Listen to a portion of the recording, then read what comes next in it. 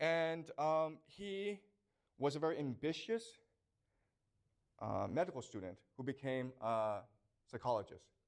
And he started to see patients.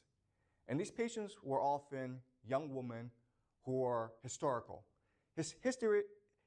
Historical is not a word we use anymore, but back then it just meant that they couldn't control their emotions.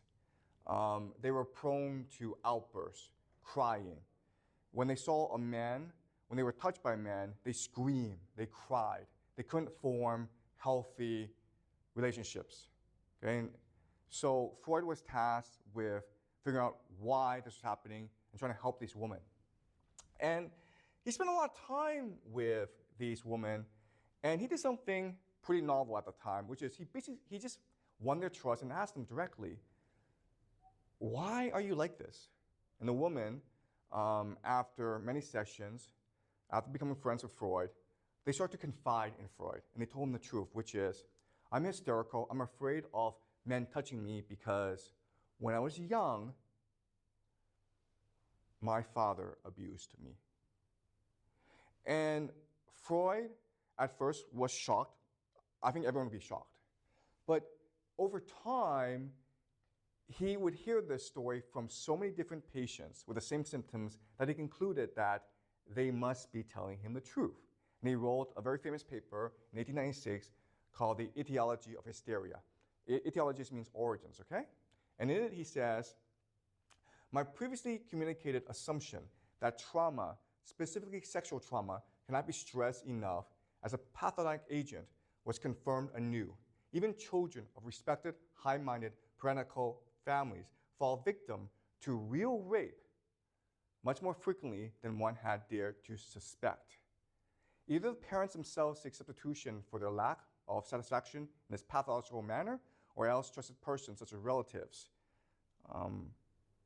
abuse the ignorance and innocence of children. Okay? So he's arguing that abuse is much more common than we are led to believe.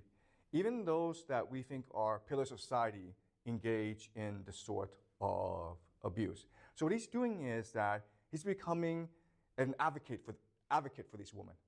He's telling the world they're not crazy, they're not being hysterical, they were traumatized, and that's why they're behaving like this. If you got hit by a car, your leg wouldn't, you wouldn't be able to walk. Well, these women are the same way. They were traumatized physically when they were young, and that's why they are behaving like this. That's why they have problems forming these emotional bonds with others. The symptoms of hysteria are determined by certain experiences of the patients which have operated in a traumatic fashion and which are being reproduced in his psychological life in the form of mimetic symbols, okay? So what he's saying is, this is not made up in the mind. This happened physically, and then it gets represented in the mind. So that's Freud arguing for his patients. Now, let me introduce you to a man named Jeffrey Masson. And he wrote a book called The Assault on Truth. His story is this. He went to Harvard, and he became very interested in psychoanalysis. And he began to study it. And he became friends with Anna Freud, who is Sigmund Freud's daughter. Anna Freud thought very highly of him. And she trusted him with the letters of Sigmund Freud. And before, this was not open to the public, and no one knew about these letters. But Jeffrey Masson spent years going over the letters. And what he discovered shocked him. The early Freud and the later Freud are two different people. They have two different theories about trauma and abuse. Okay? And in his book, he presents the evidence, which are Freud's letters to friends. All right, so let's just read a couple. This is early Freud. I therefore put forward the thesis that at the bottom of every case of hysteria, there are one or more occurrences of premature experience, occurrences which belong to the earliest years of childhood. Okay? There are a whole number of other things that vouch for the reality of infantile sexual scenes. In the first place, there's the uniformity which they exhibit in certain details. So what he's saying is, I know that people don't believe me, but the evidence is clear. I've talked to different people, they don't know each other. they're telling the same story. They're providing the same details. So either there's this giant conspiracy, or they're telling the truth. It is less easy to refute the idea that the doctor forces reminiscences of this sort on the patient, that he influences him by suggesting to imagine and reproduce them. Nevertheless, it appears to me equally untenable. I've never yet succeeded in forcing on a patient a scene I was expecting to find in such a way that he seemed to be living through it with all the appropriate feelings. Perhaps others may be more successful in this. When you read Freud, you see him as a very clear, as a very nuanced, as a very balanced thinker.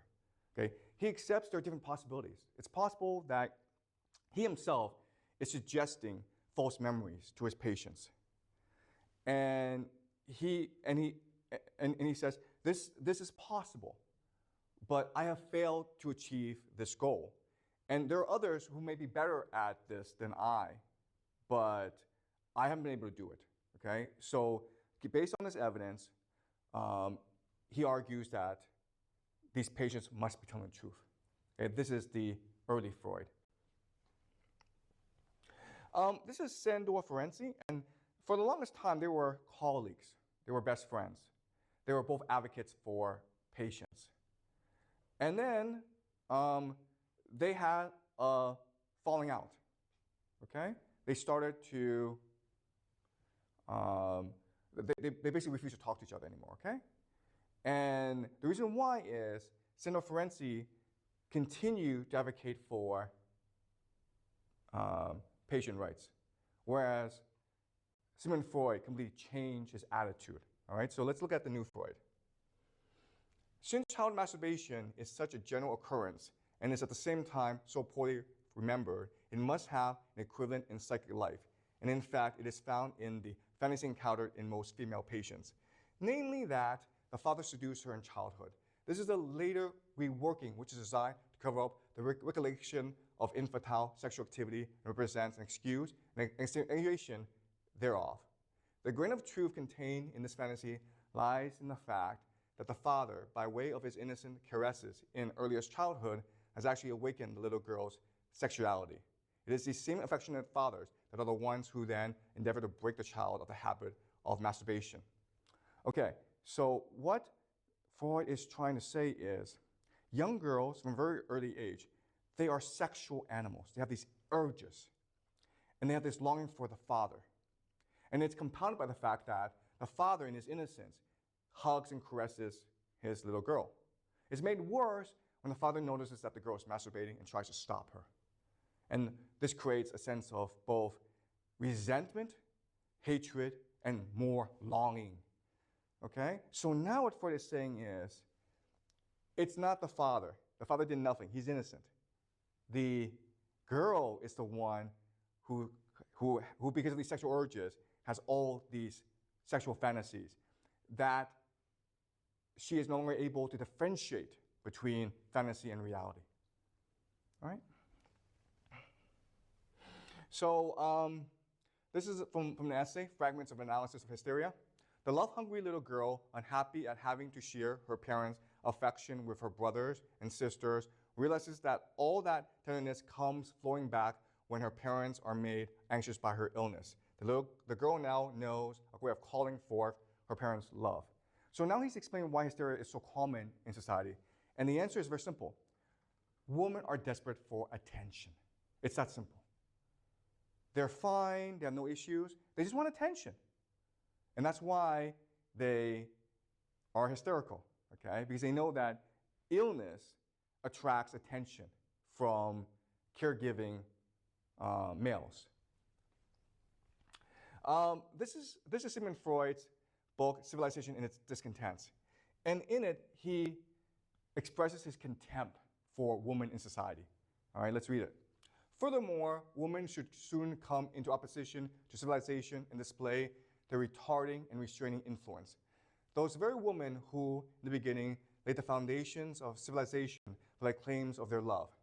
Women represent the interests of the family and of sexual life. The work of civilization has become increasingly the business of men. It confronts them with ever more difficult tasks and compels them to carry out instinctual sublimations of which women are little capable. All right, so Freud's saying this. We must spank women because, well, women, there be no civilization. They give birth. They raise families. But men are smarter than women. And so men are tasked with the responsibility of building civilization, of creating science, of creating literature, of creating philosophy, of politics, of administration. Okay? But what all women want is attention, to be doted on. And that's why women hate civilization. First of all, because they're not smart and they can't really contribute to civilization, but also because it takes men away from them. Okay?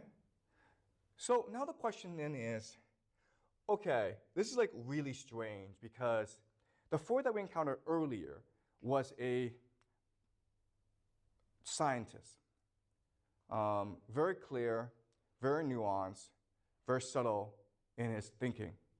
This Freud, he's like a myth maker. He's almost like a priest. Okay, so what explains this transition? Okay, well, there's a very simple explanation, right? The simple explanation, which is simple explanation, is he may be treating his patients who are young women, but who's paying the bills? The father, right? It's the father who's paying Freud. So if Freud went to the father and said, oh, I talked to your daughter, it's your fault that she's like this. Well, they wouldn't be very happy, okay? So we can understand why, at the end of the day, Freud decided that he needed to change his story if he wanted to maintain his clientele. So the question then is, okay, is there evidence to suggest that sexual trauma and abuse was common in Vienna at this time in history, the late 19th century? And the answer is yes. There is some piece of evidence, okay? Not complete, okay? But there's some piece of evidence to suggest this was actually a thing in Vienna in the late 19th century. So Vienna is part of the Austria-Hungary Empire, and there are lots of secret societies and religious cults at this time, okay? One of them is called Frankinism. And Frankinism rejected Jewish norms and believed they were obligated to transgress moral boundaries. Okay, remember, the question of faith, right? How do you demonstrate your faith in God? How do you know God loves you? How do you know you're faithful? Well, you break taboos. And they were breaking a lot of taboos. The Frankists engaged in sexually promiscuous rites, such as the infamous 1756 incident where they were allegedly caught dancing around a half-naked woman. At its height, Frankinism claimed perhaps 50,000 followers. That's a lot. 50,000 followers is a lot. And a lot of them were powerful people. Primarily Jews living in the Polish Lutheran Commonwealth, as well as Central and Eastern Europe. Later, Frankists were encouraged to convert in mass to Catholicism, okay? And so who are these people? Well, they are followers of a man named Sibbatai Zevi, who lived in 19th century, who was a Jewish rabbi who lived in the 19th century Ottoman Empire. And for many, he was extremely charismatic, and he was basically their Messiah. Okay? He was the Jewish Messiah.